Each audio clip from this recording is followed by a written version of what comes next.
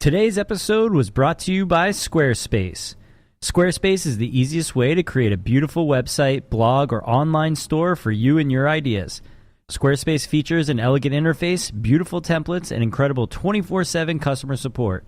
Try Squarespace at squarespace.com and enter offer code SMART at checkout to get 10% off. Squarespace. Build it beautiful. The podcast where we talk to smart people, but not necessarily done by smart people. That is an awesome question. This one goes down probably on one of my top 5. Hey, I like nutrition. I like to eat food. This is the coolest thing ever. We're going to do this forever. I wish I paid more attention in that class. You know, I'm going to be honest, I don't understand that. As a man, I don't get it. Welcome to smartpeoplepodcast.com. Welcome to Smart People Podcast, conversations that satisfy your curious mind. Thanks for putting me in your ears today. This is Chris Stemp, your host and Sherpa through this journey. It's always fun when we get to bring you a new subject, one that we have never covered but is totally relevant today, and that is crowdfunding. Maybe you've heard of Kickstarter. Maybe you've heard of Indiegogo. Maybe you live somewhere else in the world, as does our guest this week, and you use other sites that I don't know about. The thing is, crowdfunding is bigger than ever, and it's only going to continue to grow. And many of us, myself included, only thought of crowdfunding as, I'm going to buy this product before it comes out, and so I'm going to get a discount. But there are a number of different types of crowdfunding. For example, you can raise equity. You can do it if you're an organization or a nonprofit. All of these things can be relevant, and we should know about them, so we brought on an expert. Today, we are interviewing Chris Buckingham. Chris is a crowdfunding specialist and author of the new book, Crowdfunding Intelligence, the no-nonsense guide to raising investment funds on the internet. Chris founded a crowdfunding consulting firm called Minivation. So you can go to the website, it's minivation.co. It was eye-opening to connect with Chris and realize there are crowdfunding consultants in the world. It only makes sense. I just had never come across them and hadn't really thought about it because I myself am not a big user of the space. So, as always, when I don't know about something, I want to bring them on and learn about it. Thank you to all of you for reaching out and telling us about how this show has impacted your life. You know we love it. Please feel free to share that online with the world on iTunes. Just leave a review and a rating, and then everybody can see it. We really appreciate it. I like keeping these things short and sweet. Remember, you can find us at smartpeoplepodcast.com. Make sure to go there, sign up for the newsletter. We've given away tons of free stuff. We send out our favorite quotes, sometimes articles, books, etc. That's smartpeoplepodcast.com. Going to head on into our interview now. We are talking to Chris Buckingham about crowdfunding intelligence. Enjoy.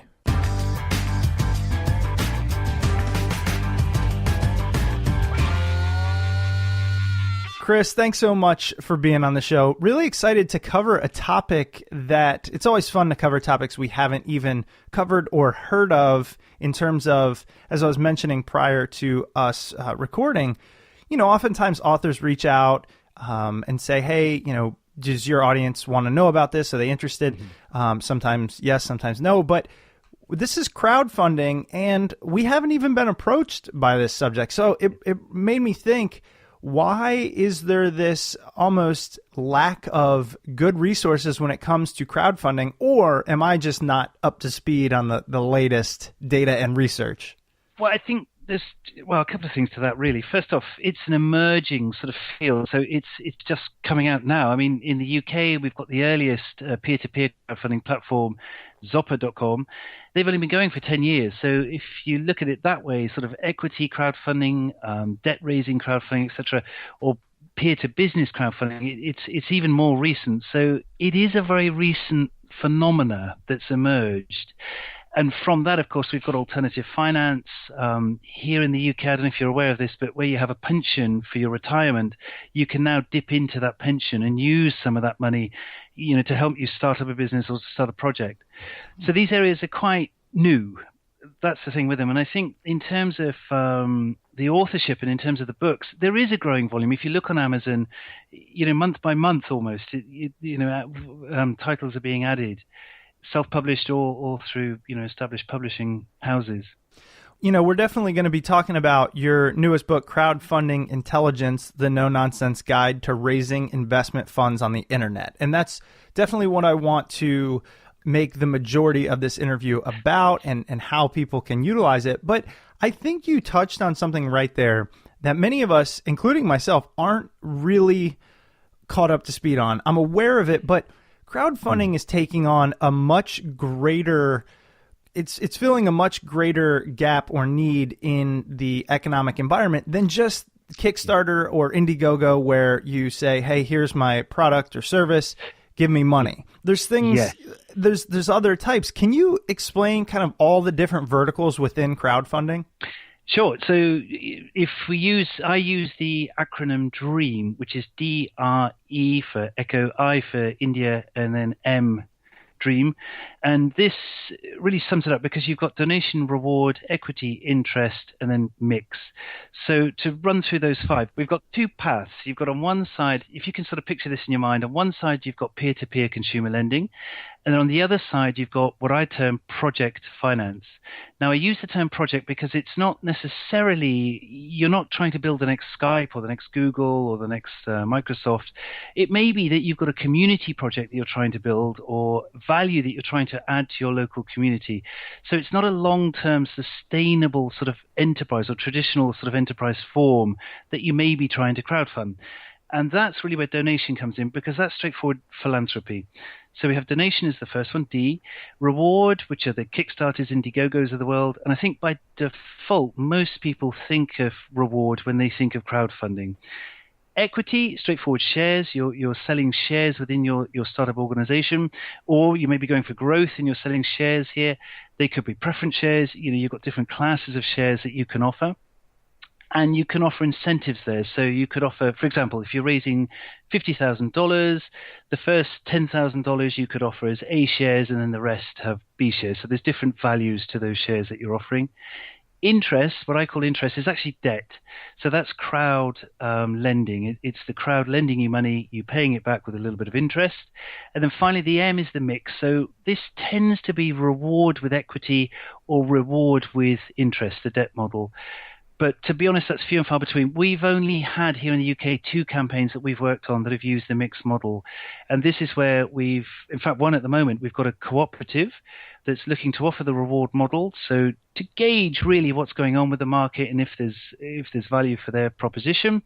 Once that offers that's succeeded, if indeed it does succeed, they can then move to equity. So here in the UK, I presume it's the same in the US, where you have a cooperative, you can ring fence a certain amount of the profits, and those can be given back to the shareholders. So of course that equity comes in. So that mixed model is quite interesting, because that's a long-term sort of strategy that these people are looking at in terms of their crowdfunding. And it's also 2 campaigns that they're going to be organizing, and 2 campaigns that they're going to be creating, one for the reward and then one for the equity. The hope is that some of the people that have been with them at the reward stage will, of course, translate or move across to the equity stage. Right. So 2 things there, and I want to get into kind of each of these different parts of the DREAM acronym. But first, you mentioned you've seen only 2 people use this mixed model.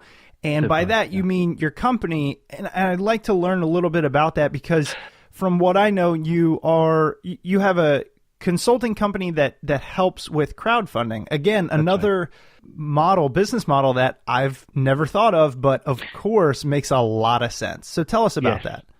Yeah, we are the best in the universe. I love it. Next question. Let's move on.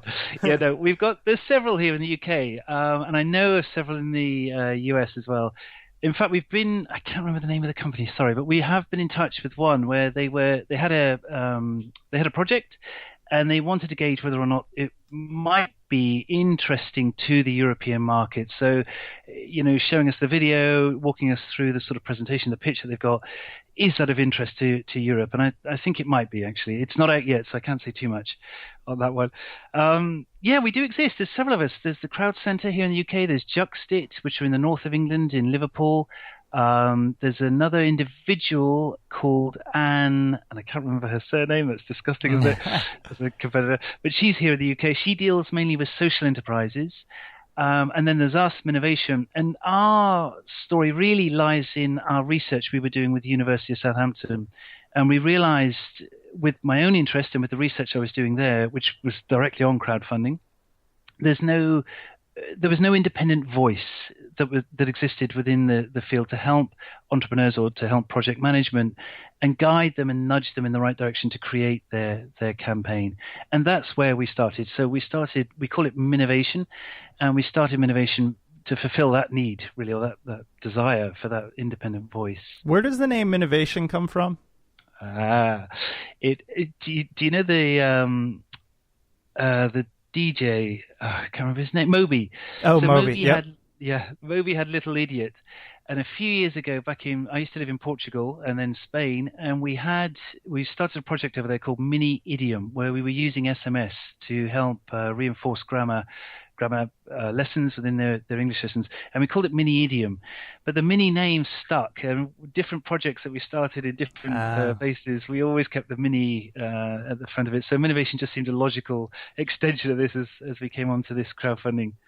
What is the vation, though? Is that like vacation or motivation, or what is that? Innovation. Innovation. Okay. Little play on words with mini innovation. That was the idea. I gotcha. I was wondering about that. Well, great. So next question I had for you was going through, I can see where each of these parts of the DREAM acronym makes sense. For example, donation. I helped found a nonprofit in D.C., and we're always trying to figure out new ways to raise funds. So let's talk about that one first, kind of on a selfish level, but I'm sure there are other people in similar situations trying to raise funds. It doesn't have to be for a nonprofit. It could be for a good cause, for a disease that's, afflicted them, something like that. What's the step there? Where should we look? In terms of the platforms that exist to help you? Well, yes. And so in America, really, I'm only familiar with two, and that's Kickstarter and Indiegogo. Can you do it on there? And do you know? You could. That's okay. The simple answer to that. If you just bear with me for a second, so I'm just opening up my own site where I've got a list. If you go onto the minnovation.co website, it's not .co.uk, it's just .co. Okay. Bottom right, you've got listed, and here we've got all the UK platforms that are related to crowdfunding. Obviously, here in the UK, we're trying to support the UK ecosystem, sure. So I'm afraid they're all UK platforms. But I'm just looking at the donation philanthropy list now, and there's 1, 2, 3, 4, 5, 6, 7, 8, 9, 10, 11, 12 different platforms that you can choose from. Okay. And I actually, now that you mention it, I've thought about that. I have to change my mindset because, again, I always go to Kickstarter and Indiegogo. But when we've tried to raise funds, we have looked at some other ones. I know there are a bunch. The issue is they're quite different.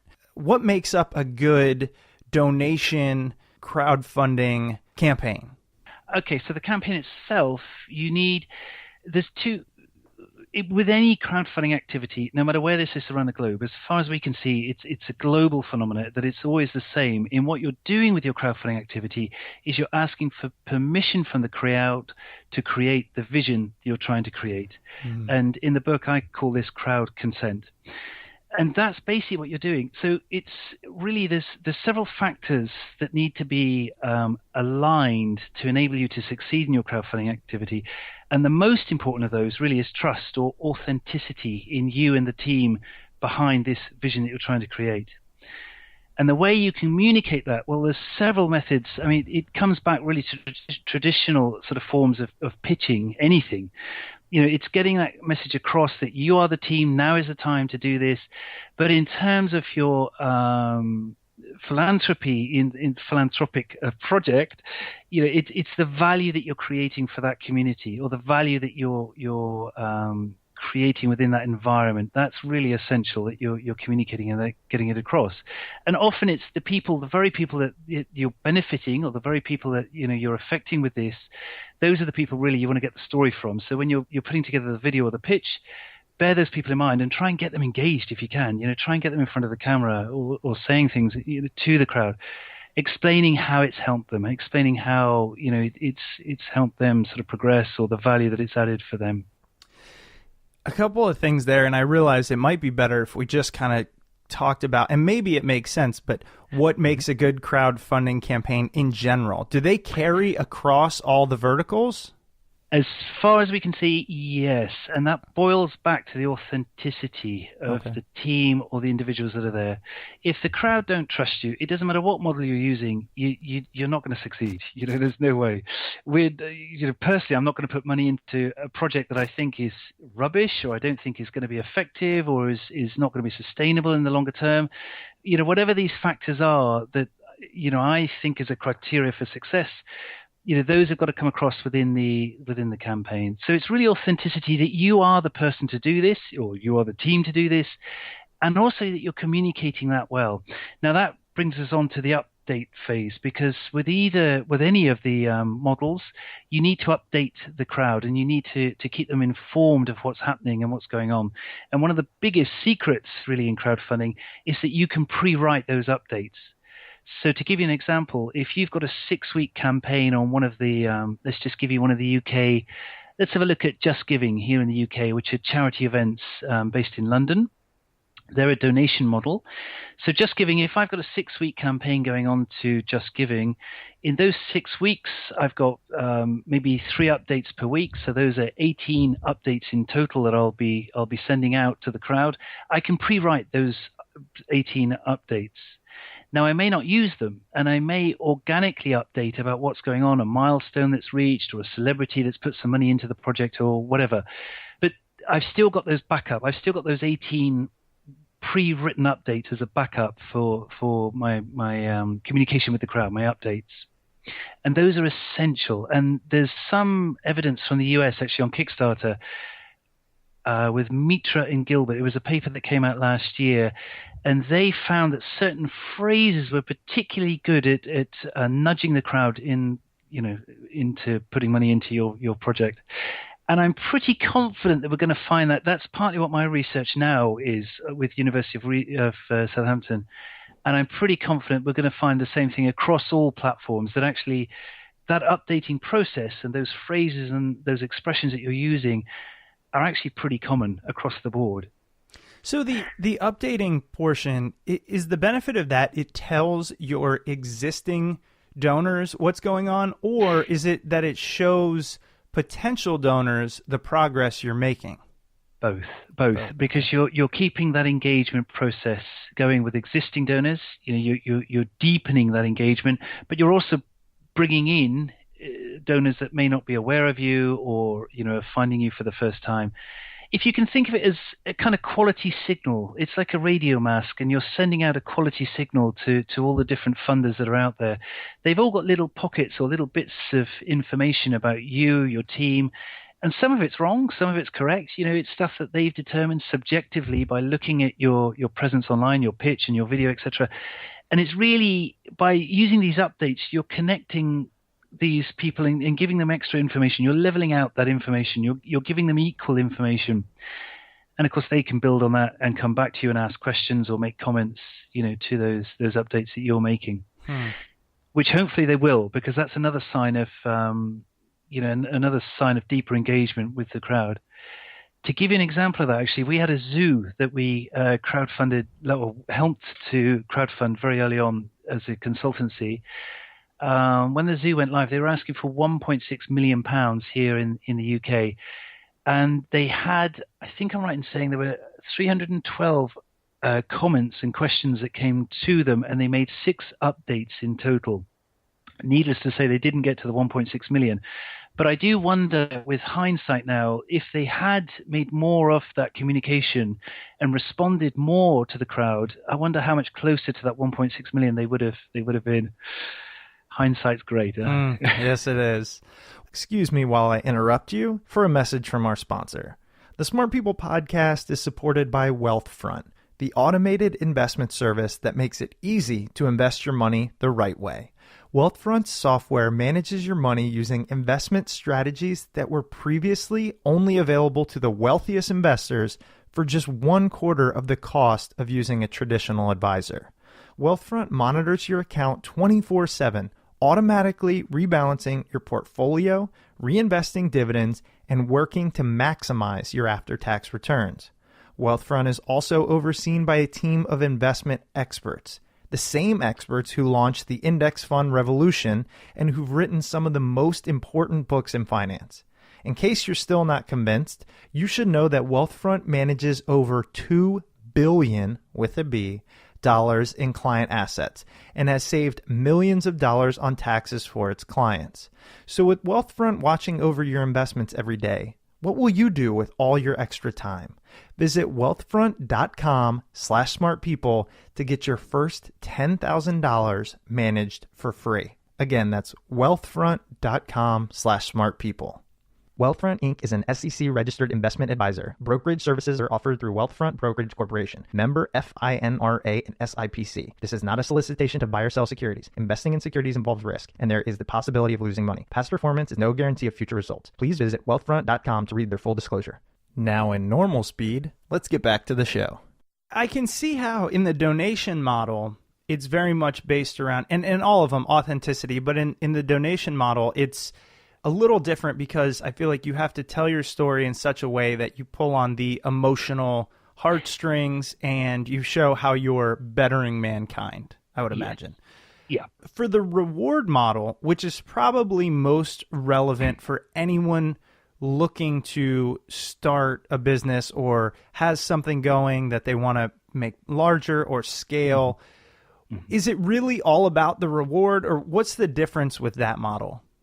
It is. It's shopping, in effect. Okay. It's e-tailing. You go from, pre-tailing, e-tailing, and then to retail. And if you can visualize a pyramid, at the top of the pyramid and divide the pyramid into three, at the top of the pyramid, you've got pre-tailing, which is the Kickstarters, Indiegogos of this world. In the middle there, you've got e-tailing, where you're just selling online. And then finally, you've got retail at the bottom, which is the biggest section of the pyramid. As you're coming down the pyramid, so it's your customer base is growing, but of course then you're becoming more standardized as well. So with the pre-tail, you've still got the opportunity of customizing this to the individual or to any input you may get through the update process with that crowd. So the value really there is that they're getting something back. It's shopping, in effect. They're getting a T-shirt, they're getting a product cheaper than it will be when it gets to retail, or they're getting a customized something, whatever it may be. But also with that, I mean, as you're moving down here, you in fact, to give you an example, that's probably the best thing. We had a project a few years ago, which was a British entrepreneur in London. She was developing a drinking flask made out of, I think it was titanium actually, but it was one piece of titanium this thing was being molded from, and she was shipping it over to the US and selling it in the US. Her strategy was only to make this available through this Kickstarter campaign. The idea being that it was going to position her, in the minds of these individuals with her next series of products that she was bringing out that would go to retail. But she had neglected to put a tether onto the cap of this drinking vessel. And we were, it was a brilliant design. Sure. But I'm sat here in the UK looking at the project. She sat there in London. We're watching this thing. It gets to $8,000 and it starts to peter out. And two people actually publicly withdraw from the campaign, and they make comments because she wouldn't tell the crowd where this thing was being produced, which was China. And then it was being shipped over to the US. So for whatever reason, she neglected to say it or didn't want to say it or whatever. So one of the crowd then stepped forward and said, well, how about this design? And gave her the design for the tether for the cap. Wow. Now, as soon as she engaged with that, and took on board that input from the crowd, suddenly the thing starts to pick up again, and she smashes the record. I mean, she comes in at, I think it was $12,000 and something that she finally got, which was, $2,000 more than she was asking for. It's pretty good. Yeah, it's interesting. I'm debating whether, okay, so let's just talk about the last one, because it's a little more, or the last three, but they're kind of similar. It's a little more financial. And I know when people hear equity, interest, this mix of reward and equity, that seems a little bit out of, at least and I have a financial background and whatnot, out of my expertise, out of my pay grade. Is this something that is reasonable to do for the average entrepreneur, solopreneur, etc.? And B, is it accessible? Can we do it without legal fees and a whole team of people? Yeah. That's the ongoing question. Right. So I can only give the UK example, but I'm presuming it's the same in the US with the Jobs Act that's recently been introduced by Obama. I think there are legal fees, of course, and legal structures that you have to follow. I mean, here we have the Financial Conduct Authority, the FCA, who are the governing body that oversees this side of things. And we have to align ourselves with the FCA regulation, of course. That's natural. We have to protect investors. We've got to protect, ourselves. It's all sorts of the platform itself. So there is a legal fee. Now that tends to be most of in fact, all of the platforms here in the UK will offer that service. They'll do the paperwork for you for a fee, but of course that fee can be added on to the raise. So and the fee normally it's about £2,000, I think, are the top ones. So what's that in dollars? About $3,500 Yep. around there. Mm-hmm. So it's not excessively huge amounts that they're asking for, but it's quite a significant fee that you've got to pay. With the model, we've got this organization here with Jeff Lynn, who's an American who heads it. He's the CEO here in the UK of Seeders.com. And with Seeders, I know it's part of the deal where you do this, the paperwork's included, but then of course you take that out of the fees that you've raised through their platform, which is a good way of doing it. I mean, it keeps the cost down. But Seeders are interesting because they act as a nominee, so they hold the shares for the individuals in the crowd that make up the crowd. And then if later I want to sell the shares, Seeders will take a share off that sale. So not only they charging the entrepreneur for coming onto their platform, but they're also, their business model is that they've got a little bit of a fee that will come in from these later sales, if indeed that gets to that point. So it's a clever model. Well, I was going to say, so what is the benefit of doing this for a company as opposed to, I mean, my guess is if you're a smaller company trying to raise funds, obviously you can't do this. Well, maybe you can, I don't know, this big IPO or go the super kind of corporate route and hire an investment firm and all that. Is it just that you can do it on a much smaller scale but achieve the results that you want? Yes, in effect, yes. But more than that, you're being social. You're engaging with these groups. To give you the example that we had of the drinking flask just now, I know that was the reward model, but that's a classic example of this engagement, this deeper engagement you're getting with your crowd, and hopefully building a little bit of a tribe around what you're doing, and leveraging that possibly once you get to market, you've already got a little bit of an audience, a little bit of a sort of early adopters that are there ready to take this forward or maybe enthuse others about the project or the product and bring them on board as well, hopefully. So there's much more. It's like an onion. You're peeling off the layers. So you've got this, the people are investing much more than just finance. Right. Much, much more. Okay. That makes really a lot of sense. Would this equity or interest or even mixed model, would that be more useful for, say, a service as opposed to a product? Because the reward is obviously a lot more difficult to provide in that instance.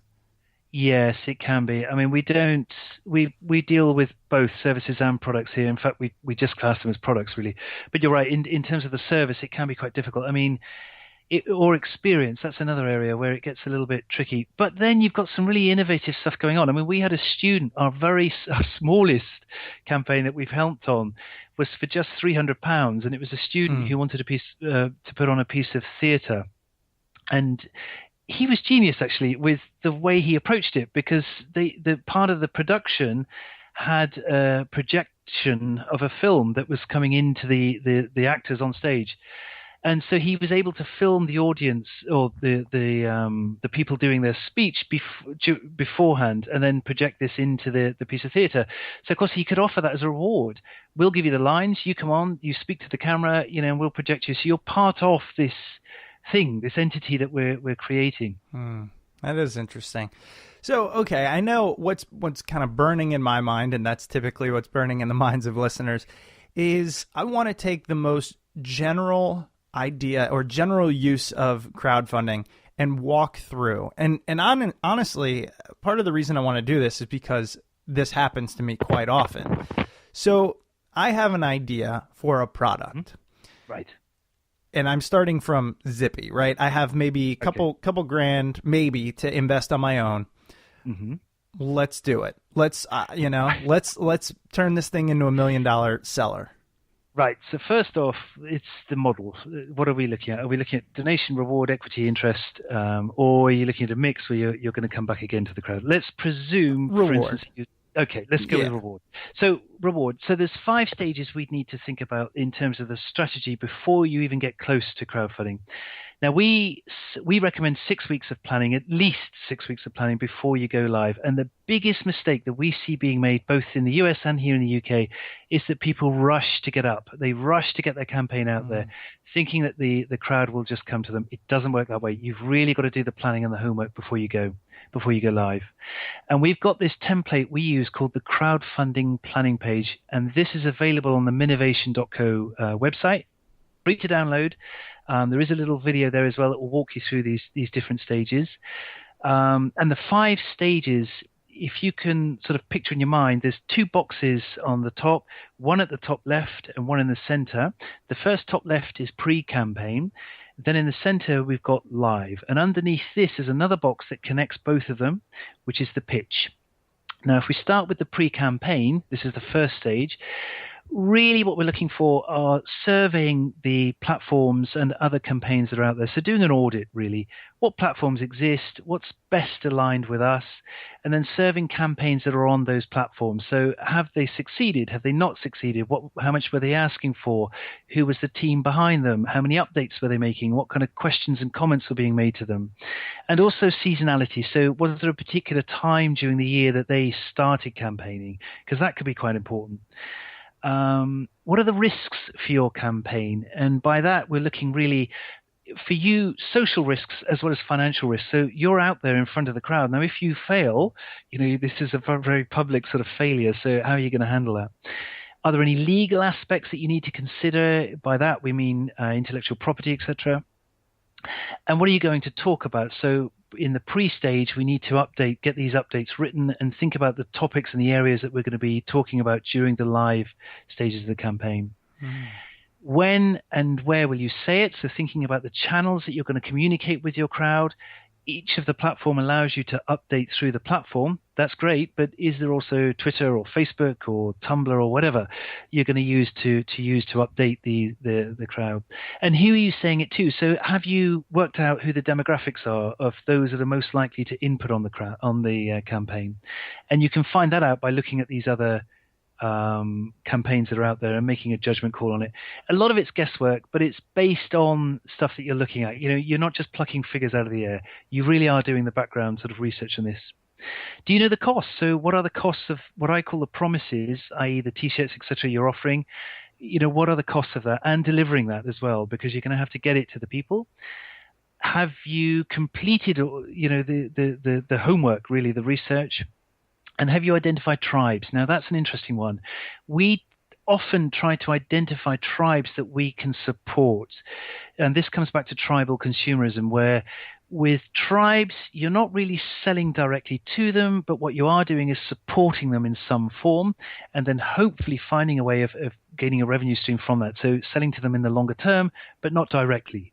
They can be important. So especially if you're looking at the donation model, other tribes, there's an obvious tribe that you're supporting and that you're creating value for this local community, but other tribes outside of that you can also support along the way.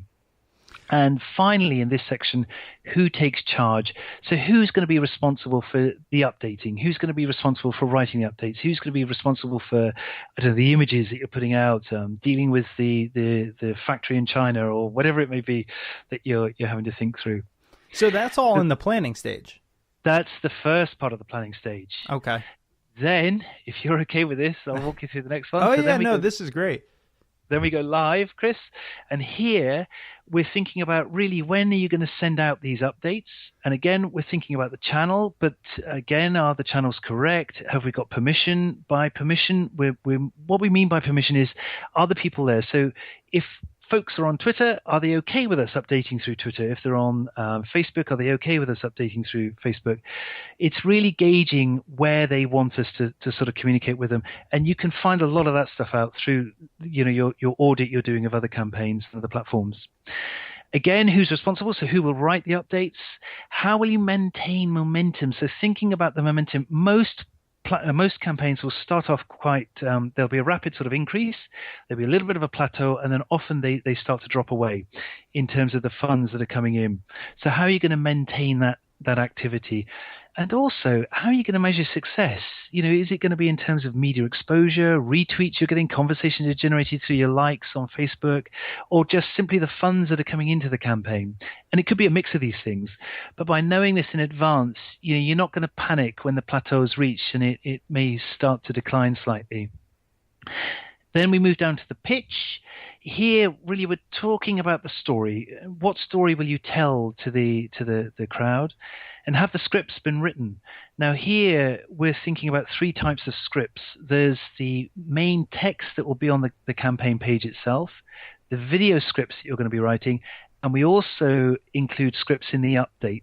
So is there an extended sort of update that you might be able to do on video, etc., that you could post? All this helps with engagement. That's the reason we do this. Who will produce the videos? So trying to identify who it is you're going to use. Could it be a student cohort you've got in a local university or something that you can, use, which could be relatively cheap? They need, real life projects to work on. You need a cheap video that's quite well polished or quite well produced, and then hey presto, you might have got it in that route. And what if you overfund? So thinking about stretch goals and the reward model. And what's in it for them? So really addressing what the motivation is for the crowd. Why are they going to input at this time into your campaign? What is it about you that's so special and they're going to attract them in the first place? We'll be right back to this interview after a quick word from our sponsors. Building a website can be tough, and even if you do know your way around coding, creating something that looks good and works well is a time-consuming affair. Whether it's for a business site, a portfolio, a restaurant, or whatever else, in this day and age, you probably need one anyway. Well, lucky for us, Squarespace makes it easy to build beautiful websites without breaking a sweat. Squarespace provides simple, powerful, and beautiful websites that look professionally designed regardless of skill level, no coding required. Not only does Squarespace provide you with intuitive and easy-to-use tools to create your website with, Squarespace also has state-of-the-art technology powering your site to ensure security and stability. And you can trust in Squarespace for your website's needs when millions of people and some of the most respected brands in the world trust in them too. Listen, not everybody has time to learn HTML, CSS, JavaScript, all that stuff. Seriously, you can't beat the ease and simplicity of Squarespace. Squarespace gives you 24/7 online support and a beautiful website for only $8 a month.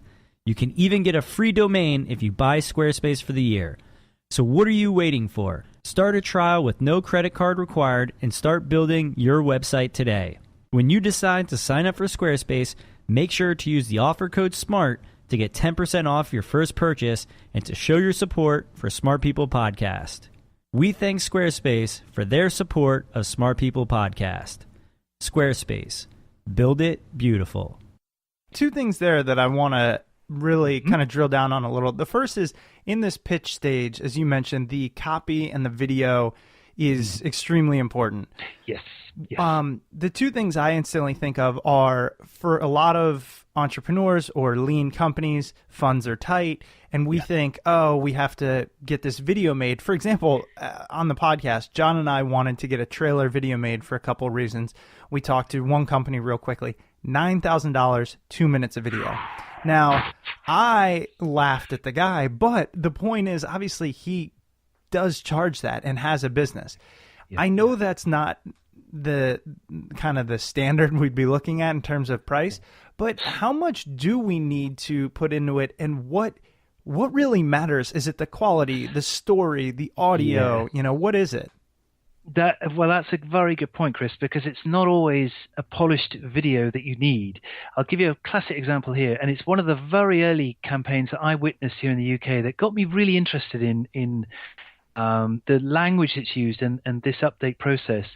And it was a very, very early video where the guy he was an English guy in the north of England. He'd studied in Texas, and he was a blacksmith. He could make things out of metal, in traditional sort of furnace, and he heated up the metal and then made objects. His wife was American, and they decided to crowdfund to build a furnace in their back garden, which is a brilliant idea. But the video was rubbish. It was him stood in front of the camera. You could hear the wind whistling through the microphone, and the distance between him and it was a little bit blurry at times. But I have to say, there was something about him that was really engaging. And because of the cheapness and the shodiness, if you like, of the video, it kind of helped. It really kind of helped ground this concept of him trying to make it in this big, bad world of ours, And it really did kind of help. So spending that kind of money, fine, you can. Of course you can. There's video productions out there at all levels here in the UK and in the US. But it's not always the case, and it's not always necessary. I think that's the thing to remember. And so what is the thing that is most important that they get out of the video?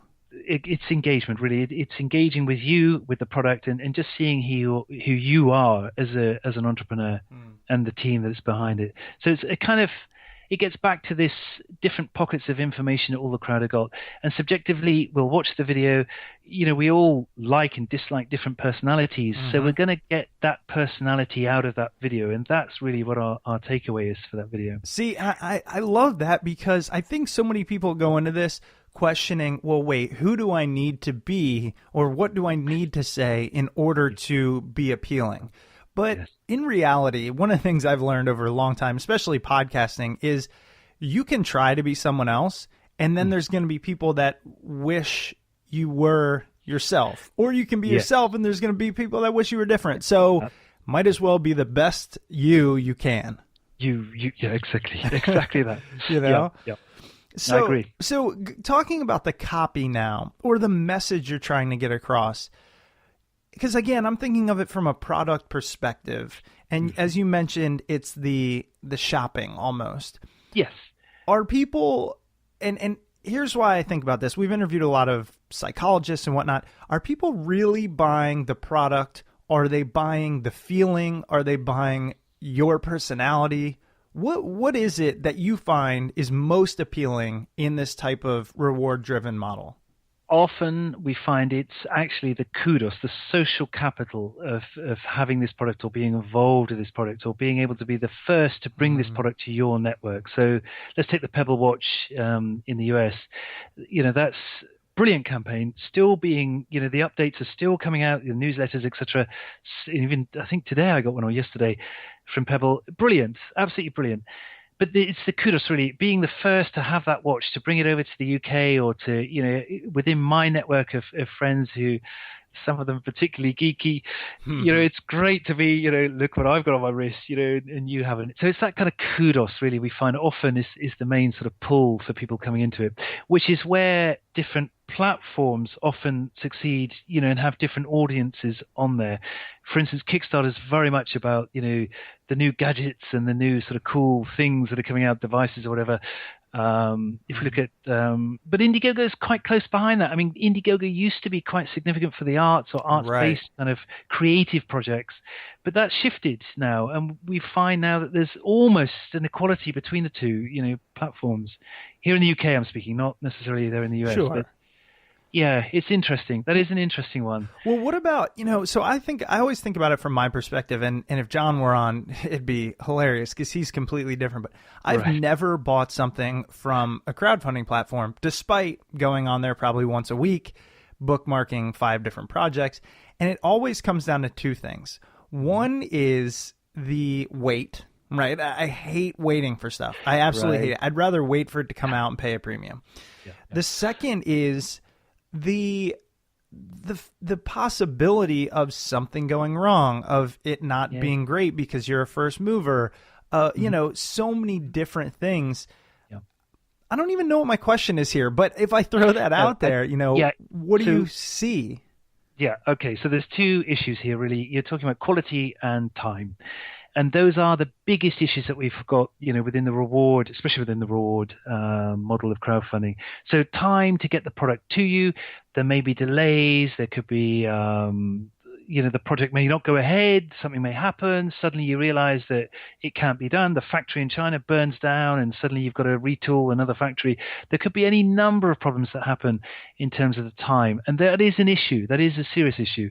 But the other one is quality. People receiving products or services that actually don't meet the quality expectation that they have, from the campaign. And those are problems. They are serious problems. I think in terms of the product quality, that's becoming less of a problem. I think it's really fraudulent use of crowdfunding that, if you go, there's a spectrum here of those that have just messed up and the factory in China's burnt down, the circumstances are out of your control, but you're still going to get there. You're going ahead, you've got a serious product, you're not trying to defraud anybody. Right. The other end of this spectrum, you have got the out-and-out fraudsters that are there. And if we go back to Kickstarter, we've got the, is it Two-Headed Productions, the game of Mythic, game of God and Men a few years ago. There was a classic. I mean, there's still a debate about whether or not it was a hoax, whether or not it was actually a game that they were trying to develop. But either way, they had stolen IP, intellectual property from different games and put this together. But it is an ongoing issue. And I mean, the other issue, the major issue we've got in Reward is the intellectual property. How do you protect your IP while still telling the crowd, hey guys, look what I've got here, come and fund me. That's an issue. And we've had that just recently, actually, with an Italian designer that we were working with. She's a jeweler. She makes very large pieces in Milan for merchandising houses. And she's got an English boyfriend. She was over in London. She went back to Milan and discovered, lo and behold, one of the fashion houses in Milan had copied her design. She took them to court. It was costing a lot of money. It wasn't really getting anywhere in terms of the court case. So she kind of gave up. If I'm honest, I think she lost a little bit of motivation with it as well. So she came back to England, decided to crowdfund. She wants to bring out a series of smaller set of pieces that she's designed. Earrings and necklaces, etc.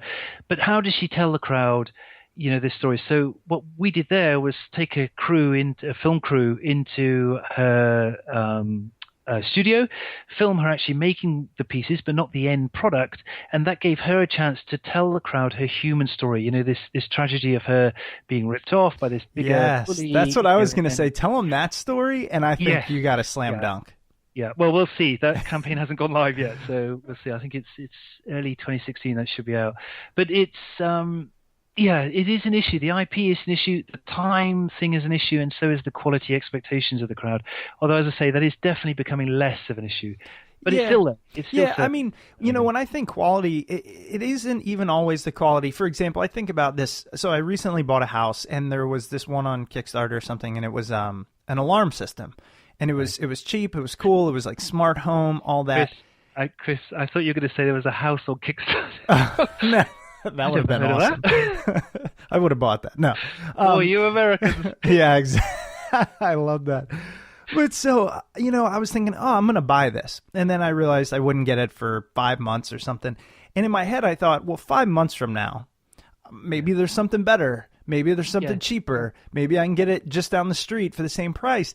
And I wasn't motivated because I didn't know what that product was going to be when I could probably buy one that already exists that's similar. No, I get it. Yeah.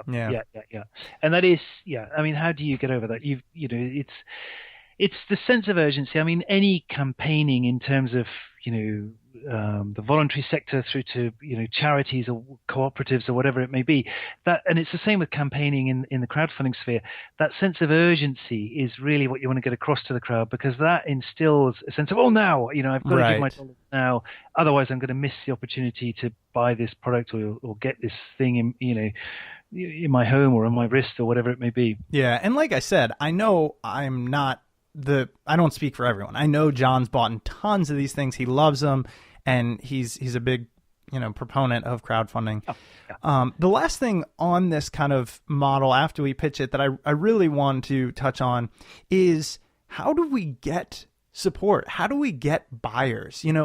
I mean, if you don't have an existing crowd, which you probably don't. If you're a small business, you have, for example, you're selling a flask, like you mentioned, or something of that nature, you don't have 1,000 people that are willing to shell out some money. How do you turn it into that really successful campaign?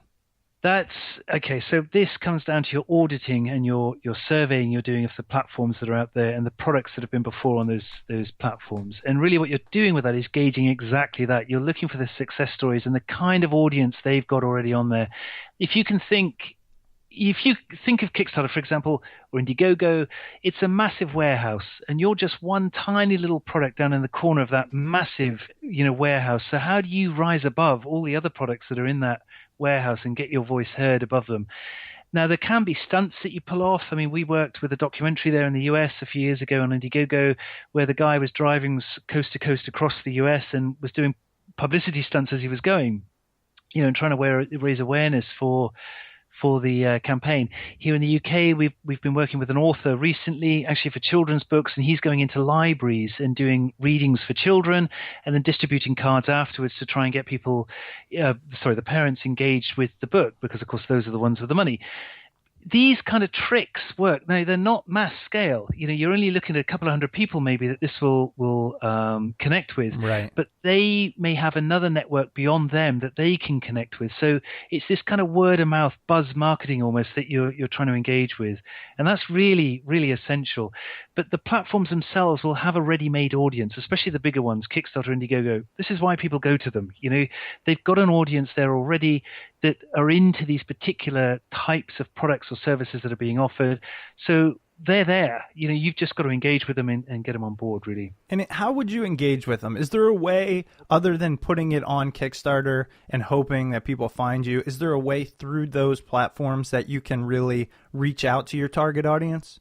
Again, this comes back to the updates and keeping that engagement and that conversation going with the audience. You've got to keep it going. That's essential. There's more and more evidence coming out in the academic sphere to suggest that is essential. It is, in my view, it's the most important aspect is keeping that conversation, that dialogue going with the audience and with the crowd. Interesting.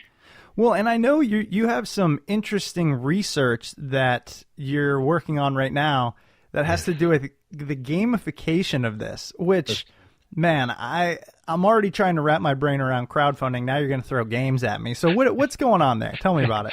Okay, so we're looking at two particular fields, which are the equity and the interest. So the crowd lending and the crowd investing. So equity and the raising of debt through crowdfunding.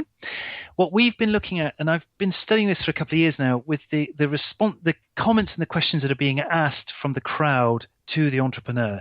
Now, there's a lot of people looking at the updates that are coming out from the entrepreneur to the crowd, but there's very little research on those comments and those questions that are coming in from the crowd. And we've just finished the second book, actually, which is on this. And what we've done is scraped these questions and these comments, them together. We've put together a template where you can start to address. It's practice, really. You can practice answering these types of questions or these types of comments that are coming in from the crowd, because there may be issues we've already touched on intellectual property. There may be issues in terms of your business model or in terms of your intellectual property that you don't want to give away to the crowd. And yet you need to be pretty quick, with your responses in terms of your updates to them. And you've got to be seen to be transparent and authentic. So how do you do that? So we're hopeful that we're building a game at the moment. We're just designing it now with University of Southampton, where we can put together a game. The entrepreneur will step into the game, play the game, answering these questions or addressing these comments that are coming in. And some of them are quite critical, remember. They're not all nice smiles. Some of them are quite heavier. By answering and by practicing and rehearsing this kind of comments and these kind of questions, you'll be in a better position when you do go live. You'll be better equipped, basically, to succeed in your crowdfunding activity. Well, it makes sense to me. So when do we get the answer, the results on this? Probably about 18 months away, I would imagine. We're still, the scraping, because the questions are coming in on a daily basis, so we're scraping every day, and the volume of questions is growing and growing and growing. So although interestingly, they do fit within just 4 categories that we can identify so far. And that's really the project, the team, the finances, and what I term other. And the other generally tends to be comments about comments or comments about questions that others have made. All All right. Well, I'll keep my eyes open for that because I know now I'm going to be thinking about products I want to create, how to crowdfund, and I'm going to use all this knowledge. I'm sure there's other people out there that will too. Well, I hope it adds some value for you. I really do. Oh, absolutely. And of course, go ahead. The book's out. I was going to say September the 8th. I believe the book is out in the US. So Crowdfunding Intelligence is there in the US. So that will help. I mean, that's a very practical, hands-on sort of guide, step by step, just taking you through the process. Obviously, it has a UK focus because that's where I am and that's where we've seen it. But as I said, universal. Crowdfunding is universal in what it's trying to achieve, which is this idea of crowd consent. Asking the crowd for permission to create the vision you're trying to create. Yeah, and like you mentioned, I mean, we touched on a lot, and crowdfunding is definitely an in-depth topic. If you're planning this or thinking about it, it's going to be a big investment of time, a little bit of money, obviously your livelihood. You might as well spend a couple bucks to get the manual. And Yes. that book is Crowdfunding Intelligence, the No-Nonsense Guide to Raising Investment Funds on the Internet, which will be coming out, as you mentioned, very soon, depending on when this episode airs, right around this time. Right. And we'll link to that on smartpeoplepodcast.com. Chris, again, thank you so much for being on the show. The book is Crowdfunding Intelligence. And could you give your organization or your business's website address again for people who want a little bit more information? Sure. There's it's templates. So there's worksheets. On the just a series of worksheets that are on the site that you can use in conjunction with Crowdfunding Intelligence.